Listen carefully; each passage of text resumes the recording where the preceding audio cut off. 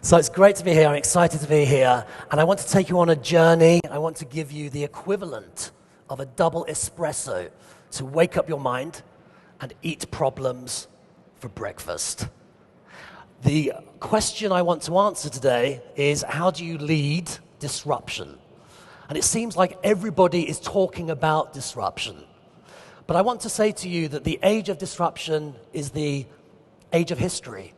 From fire to money, to gunpowder, to printing, to steam engines, disruption has always been with us. The difference now is that it's gone exponential.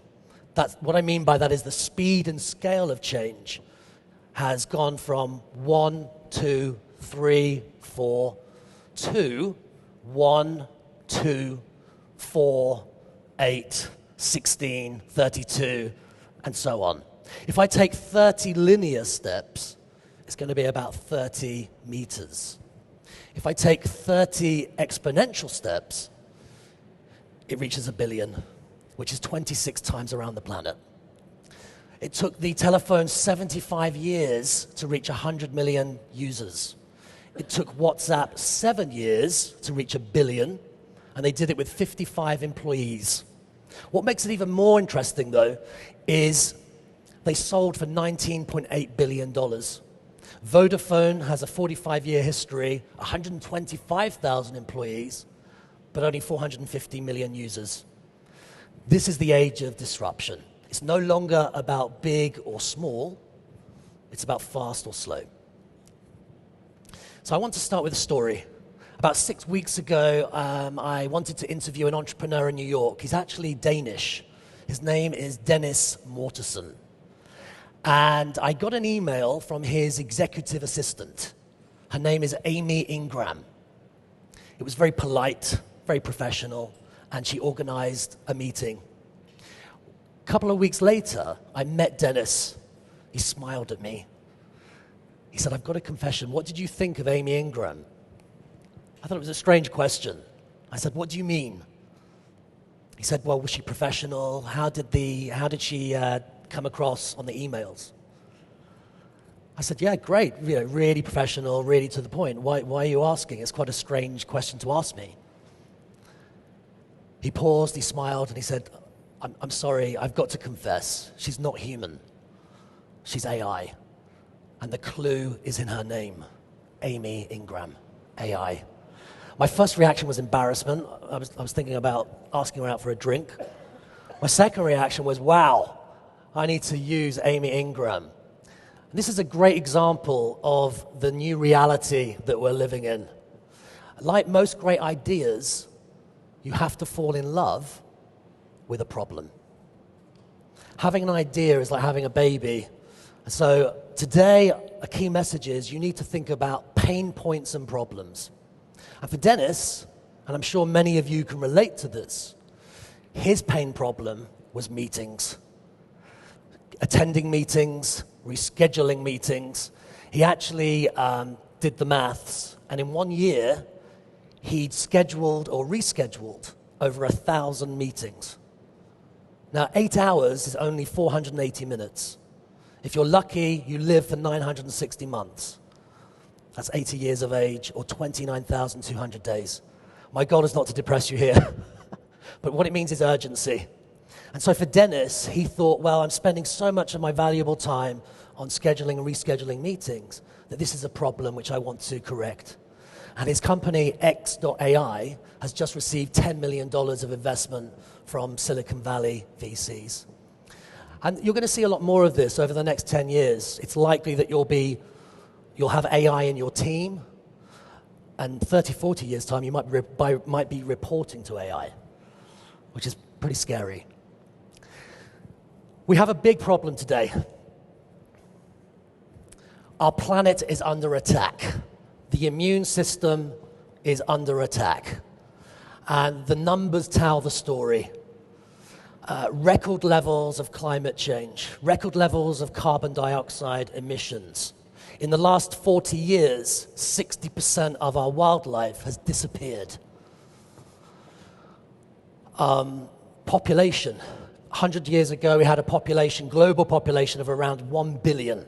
Today, it's 7.5 billion, and it's predicted to go to 10.5 billion within 360 months, or 30 years of time. There's over 5 trillion pieces of plastic in our water systems. And we're experiencing record extreme weather events. Hurricane Irma, Maria, Harvey. This is the river Shintaru in Indonesia. When I saw it, I felt physically sick. At the basin of the river are 5 million people that use it every day for drinking, for swimming. It's acidic. This is happening right now. And so the goal today is, how do we lead disruption? What do I mean by that? I mean finding new solutions to old problems and new solutions to new problems. It's about faster, smarter, better, more agile. It's about thinking big, thinking 10x, not 10%. And it's about courage, sisu, the Viking spirit, that action-oriented mindset. So, to frame the talk, there are 3 big questions I want to answer today. Number 1, how do you change before a crisis forces you to change? 2, how do you break out of old patterns of thinking? And 3, are you ready to lead disruption? And that means disrupting yourself, your head, your heart, and disrupting your business. And that's not easy to do, so I want to give you some shortcuts. Let's start by looking at 8 big exponential technologies that are going to affect the way that you live and work for the rest of your life. One big one to start off is the Internet of Things. According to Cisco, we're going to go from 5 billion to 20 billion machine-to-machine connections by 2020. It's a 400% increase. But then it gets really exciting. By 2045, according to current projections, we're going to reach 45 trillion machine-to-machine connections. Now, what does that actually mean? Well, I recently worked with a startup called GridCure, and it's using machine learning and big data to fight big congestion problems, specifically Shanghai. And what they're doing there is they're working alongside IBM's Watson. It's called Project Green Horizon. And the goal is to be able to predict up to 10 days in advance pollution levels on roads. Another example is drones. I recently worked with a startup called Rainforest Connection, which is using drones to track poachers and reduce the rate of elephants being killed. Over 50% of elephant population has been decimated over the last 10 years. Another great example, you wouldn't really position Dubai as at the forefront in terms of fighting climate change and urbanization, but actually, you'd be wrong, because the Sheikh Mohammed bin Rashid Al Maktoum, don't ask me to repeat that, he is a visionary leader and a disruptor. In the last week, he's announced the first minister of AI. By 2030, the goal is to have 25% of the police workforce as robots. They've just introduced the Volocopter, which is an Uber in the air, pilotless, which you'll be able to order on your app. And they've started a blockchain council. One of their visions is to become the world's first blockchain city, saving up to $5.5 billion of savings a year in terms of administration and processing. That's the equivalent of one Burj Khalifa every year. So these are exponential technologies, and today I think they're an opportunity for you to think about them in terms of how you can use them, combine them, apply them to help reduce climate change, carbon dioxide emissions, and attack some of the big urban challenges that Helsinki and every other city on the planet faces. For example, housing. air pollution, transport, waste. This is a great example of an innovation I came across recently at Tokyo University. The governor of Tokyo, the first female governor of Tokyo, in collaboration with Tokyo University, has created a drone insect. Now, when you have your cereal, eat your fruit, drink your delicious coffee, I heard last night from Etu that Finland is has the record for the most coffees, drinking the most coffees. And I had a debate with him. I was like, I'm Italian. Are you sure? This is a great example. Basically, over 75% of the food that we consume happens because of pollination. And again, another attack on our planet. Honeybees, their population is being reduced because of pesticides. And so this innovation is to really pollinate through the use of drone technology. It's clear to see that science fiction is becoming science fact. Now we have oil is the new data, information is the new currency, and I think AI will be the new electricity in terms of the level of innovations that we will see over the next 100 years. So let's take a pause, a strategic pause. How do you lead disruption? Well, I think there are three really important mindsets.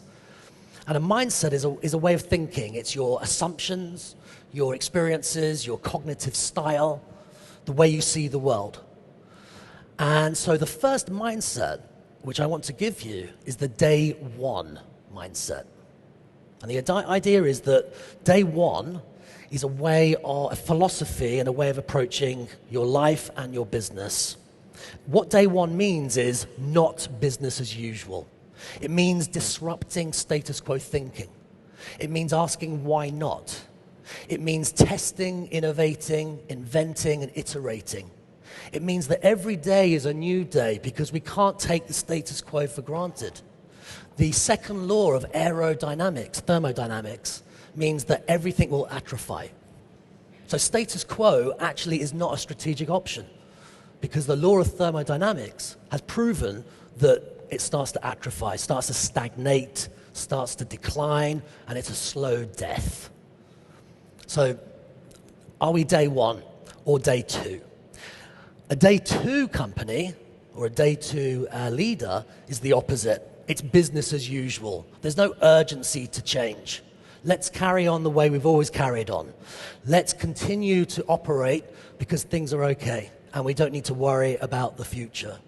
A day two mindset lacks urgency. A day two mindset is comfortable with business as usual. Most great companies started as day one. And then through time, because of culture and size and scale and bureaucracy, they become day two. And the key is, if you're in a big company, how do you reinvent today to become day one again? I think organizations such as the Big Four, the Amazons, the Apples, the Googles, they're great at continuing to reinvent themselves. And even the Microsofts of this world. You know, with Satya Nadella as the leader, what he's done is try to go back to a day one culture. So day one or day two is a really important mindset. A great example of a day one thinker, no surprises, is Elon Musk. Over the last 18 months, I've interviewed, researched, and met some great entrepreneurs, including Elon, Yan Koum of WhatsApp, Stuart Butterfield of Slack, the workplace app. Elon, he's a 10x thinker, so he thinks big, 10 times bigger than the norm, and he uses a very specific technique, which you can use today. It's called first principles thinking. The theory is, because it's easier, most of the time we use analogy or imitation. It's just easier for the brain, this sort of mental shortcut in terms of making decisions. But it also holds us back, because when we look at what others are doing, it creates a view of the world which may not be accurate anymore. What it means that we may be holding on to past ways of thinking, which are now outdated and obsolete. And so first principles thinking, it's like a kind of physics way of looking at the world, and you ask fundamental questions and get to absolute truths about a problem. And so an example of this is Tesla. And the problem was that it cost $600 per kilowatt hour, which made the business model unviable. But what Elon did was use first principles thinking and said, okay, well, is that actually true? If we break down the constituents of a battery, nickel, cobalt, aluminium, carbon fibers, what are the constituent costs of a battery?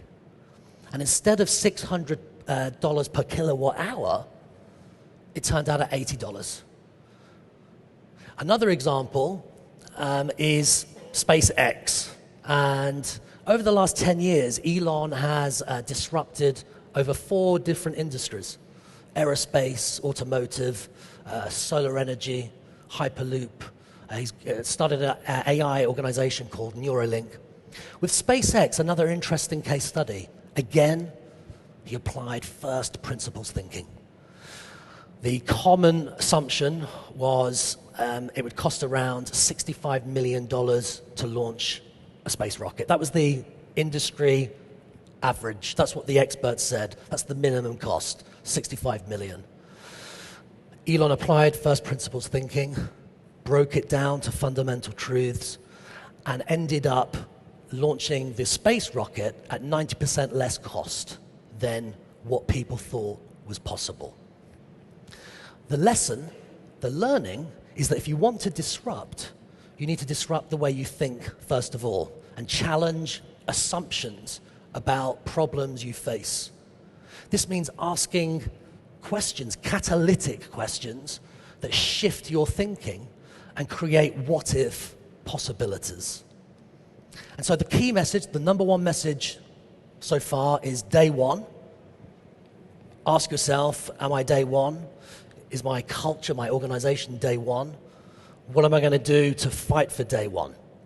Number 2, use first principles thinking to avoid imitation or analogy or just compliance with the way that other people see the world. Because there are always alternatives if you have the courage, the sisu, to challenge that status quo. 10x is an interesting mindset, and it comes from California, so we have to manage this.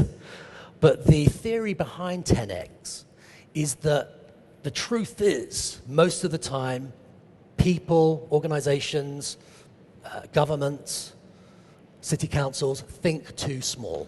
They think in incremental ways. They think 10% or 15% or 20%. And that's the way that we're educated, and that's the way that we grow up. The purpose of 10x is to say, well, if I ask you to build a car that goes on 100 kilometers for 1 gallon, you might be able to come up with a solution without 10x. But if I challenge you and ask you to create an engine that can do 1,000 kilometers with 1 gallon, that challenge is weirdly, counterintuitively going to make you completely rethink that problem.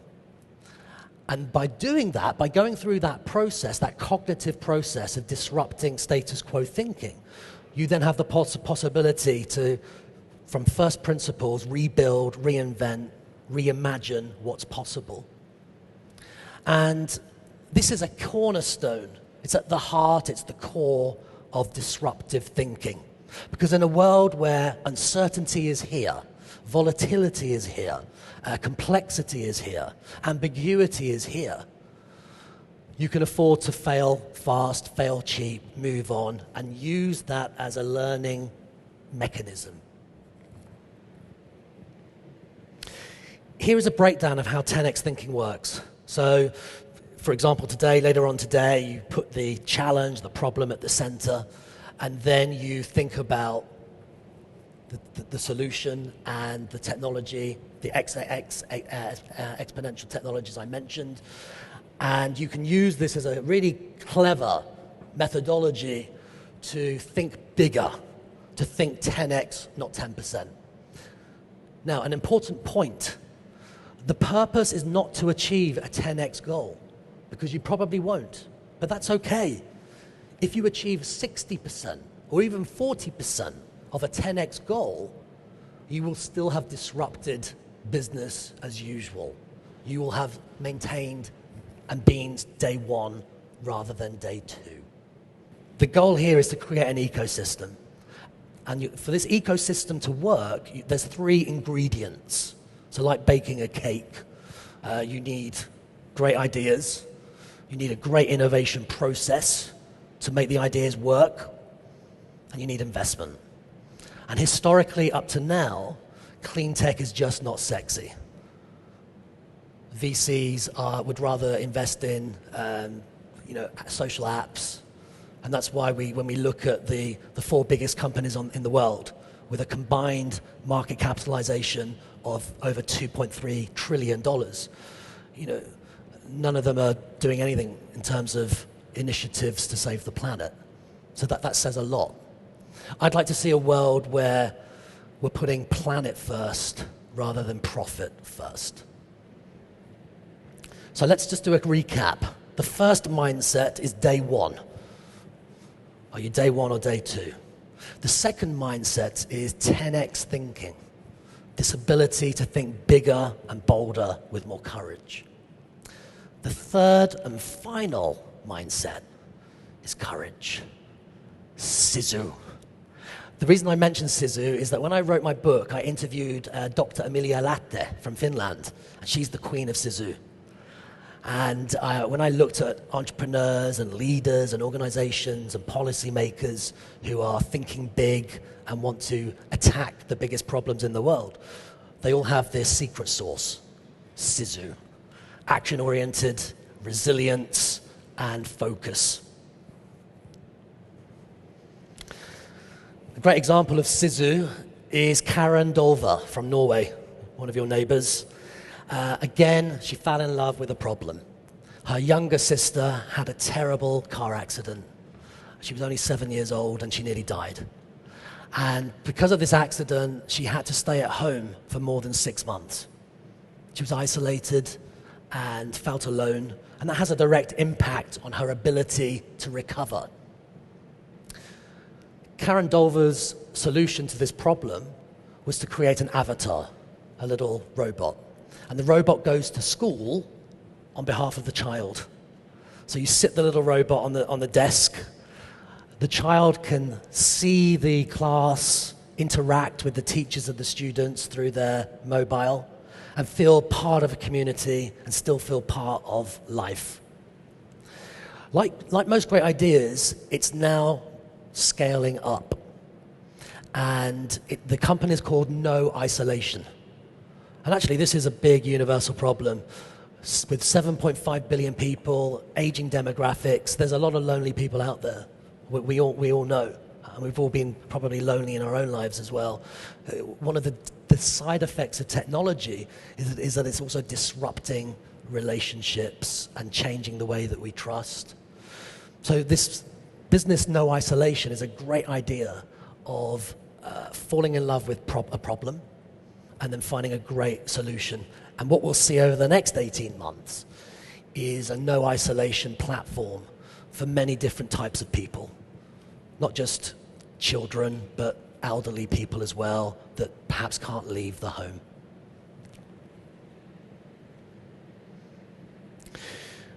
So, to sum up, we're just going to hold there for a second.